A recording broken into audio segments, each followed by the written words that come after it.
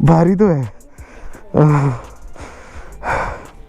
तो गाइज अगर आप सोच रहे हो कि इसमें क्या है, गाइज अपनी नई रेस फेयरिंग आ चुकी है यामाहा R1 के लिए। भाई अब R1 बनने वाली है टोटली सेक्सी। इस वाले पैकेज में बहुत कुछ ऐसा जो आपने एक्सपेक्ट भी नहीं करा होगा। बहुत लोग कह रहे थे विंग्स लगाओ।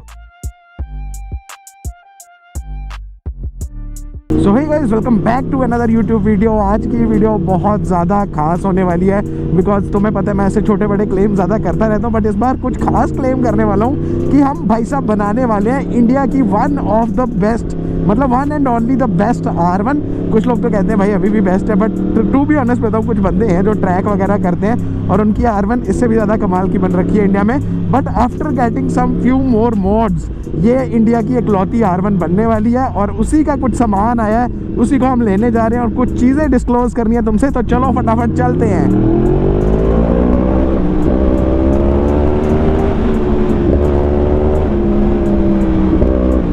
बहुत छोटा रोड है गाइस गांव का, कसम से इस पे R1 चलाने में ना डर ही लगता है भाई। बट जो कर्व्स और लीन्स यहाँ पर मिलते हैं वो कहीं और रोड पे भी मिलते नहीं है।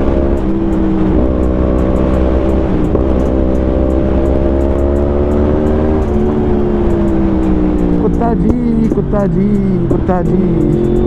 सो एनीवेज मैं तुम्हें हमेशा बताता रहता हूँ हमारे यहाँ रोड्स वगैरह की हालत बहुत ज़्यादा खस्ता हो रखी है और जिस तरीके की बाइक अब हम बनाने वाले हैं ना, कसम से उसके बाद तो और भी मुश्किल हो जाएगी। तो आज की क्या चीज़ आई है वो मैं तुम्हें वहाँ जाकर ही रिवील करता हूँ। मेरे को पोस्ट ऑफिस से कॉल आया था कि भाई साहब आपका ऐसे ऐसे करके कोई पैकेज आया है। तो मैंने कहा रुको ज़रा आते हैं, रिसीव करते हैं। और हमेशा जब भी कोई ओवरसीज़ पार्सल आता है तो तुम्हें पता है उस पर क्या देना पड़ता है, उस पर हमें देना पड़ता है पैसा, कस्टम ड्यूटीज़।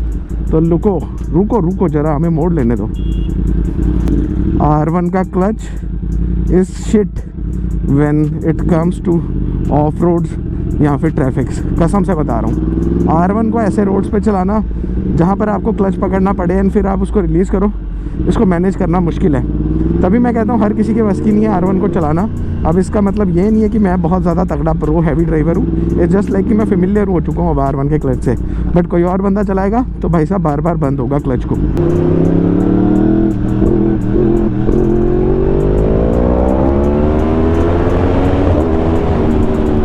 बाइक है ना, इसका तेल पूरा करते करते थोड़ी सी गांड तो पड़ती है भाई। अब देख लो जितनी बार बाहर निकालता हूँ राइड के लिए उतनी बार तेल मांगती है ये। 7-8 की एवरेज रहती है भाई इसकी, तो फटाफट इसको भी फुल कराना पड़ेगा। भाई साहब ये शश के जो पाले हैं लेने को S1000 RR ले सकते थे, 14-15 की एवरेज मिल जाता उसमें, 11 से 15 के बीच। बट नहीं, हमें लेना था पुराने मॉडल का R1। नया वाला आता नहीं इंडिया में, करे भी क्या। एनीवेज यहाँ पर हमारे कहीं अपूर भैया थे, उन्होंने अपनी गाड़ी कहीं धुलवाने के लिए लगाई है, उनको ढूंढना पड़ेगा कि कहाँ है। इसकी मैं बात कर रहा हूँ, जो पैकेज हमारे पास आया है वो कोई छोटा मोटा पैकेज नहीं है भाई। ऑब्वियसली बाइक पे तो नहीं जाने वाला, तो तुम सोच रहे हो कि बाइक लेके क्यों आया। तो कल तुम्हें पता ही है हमारे यहाँ क्या पूरे इंडिया में ही मतलब एक स्ट्राइक चल रही थी जिसमें फ्यूल वगैरह नहीं मिल रहा था। तो उसी स्ट्राइक के चक्कर में हम बाइक्स में फ्यूल वगैरह रिफ़िल नहीं करा पाए थे, तो दैट्स वाई मैं इसको घर पे ही रखा था। आज फाइनली वो स्ट्राइक ओवर हो चुकी है, तो उसके बाद हम आज जाके बाइक को फ्यूल अप करा सकते हैं। बहन चूत यार, ये टट्टी के बच्चे ना, कसम से किसी को भी मार्केट के बीचों बीच रुकना है। पार्किंग यहीं पर पीछे खुली हुई है बट वहाँ नहीं जाएंगे, इनको मार्केट के बीचों बीच में गाड़ियाँ लगानी है, पार्क करनी है। क्या लोग हैं भाई साहब। ये इलेक्ट्रिक ऑटो बेशक लोगों का धंधा है, बट कसम से इनसे ना रोड की कंडीशंस इतनी ख़राब हो चुकी हैं, क्या बताऊँ। बेहद गुस्सा आता है मुझे इलेक्ट्रिक ऑटोज़ पे। GTA खेल रहा होता फिर मज़ा आता। अब ऐसे तो लोगों का कमाई करने का जरिया है भाई, क्या कह सकते हैं। ओ ऊपर बारिश वगैरह का मौसम है, मतलब बारिश होने वाली है आजकल में फुल। अभी अगर फ्यूल हुआ तो 1500 में हो जाएगी।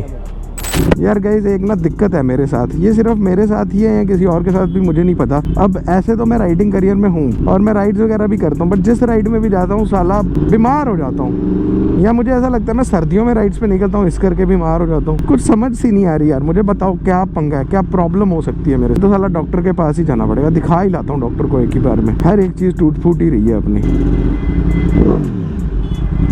ये क्या कर रहे हैं अतुल भैया, ठीक हो?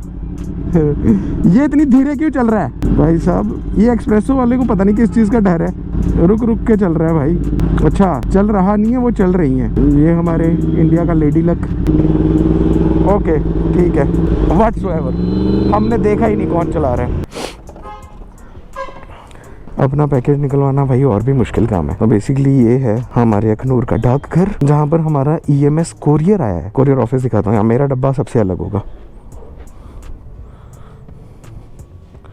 भैया पार्सल लेना था मुझे अपना, बंटी भैया नहीं है यहाँ।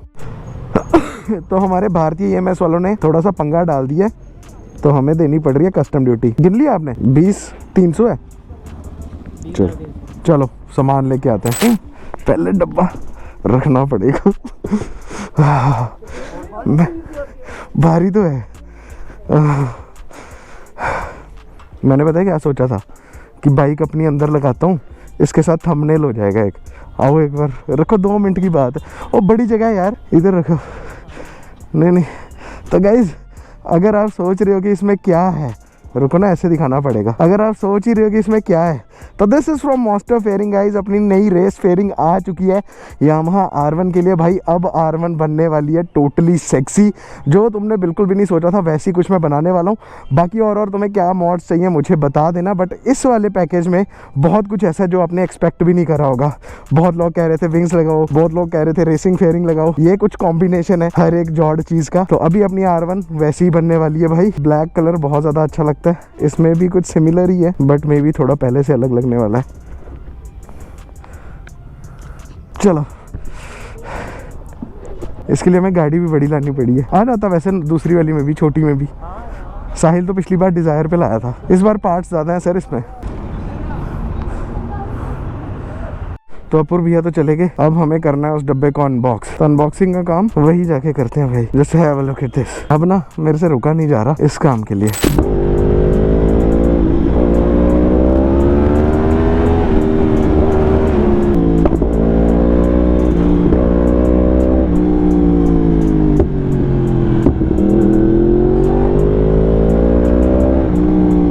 Tyre is not properly warmed up. I need slicks, I need slicks, I need slicks. काश अपनी टायर की कंपनी होती, रोज स्लिक्स डालता। फिलहाल के लिए ये बॉक्स हम रखेंगे साहिल की दुकान पे, क्योंकि भाई तुम्हें पता ही है घर पे इतना ज्यादा फेयरिंग का मैस हो जाता है, इसको संभालना मुश्किल हो जाता है। अपूर्व ये गाड़ी की हालत इतनी बुरी क्यों रखी है? सवारी का ये मजा है कि मैं बिना हेलमेट उतारे अंदर बैठ सकता हूँ। यार बॉक्स वगैरह तो रख दिया मैंने साहिल की शॉप पे, बट प्रॉब्लम ये है कि मेरे को बिल्कुल भी अच्छा फील नहीं हो रहा। May B I think so बुखार हो गया, फटाफट घर चलता हूँ। Basically I have 2 options.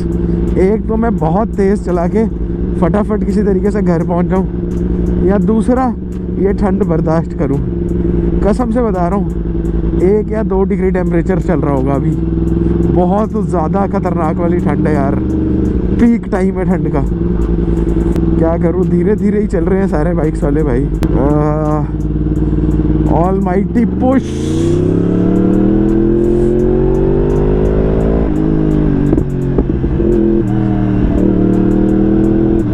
Tyre skid कर रहा है, ट्रैक्शन पूरा 1 पे है, इसी वजह से स्किड कर रहा है भाई। तेज नहीं चला सकते ज़्यादा कॉर्नर्स पे।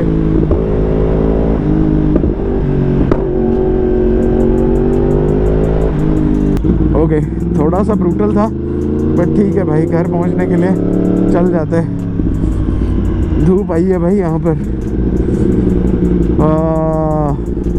उम्मीद की किरण किसे कहते हैं अभी दिखाता हूँ। ये देखो, देख रहे हो, ये होती है उम्मीद की किरण। हाथ जम गए भाई, सफ़ेद हो गए हाथ, घर जाते ही लाल हो जाएंगे।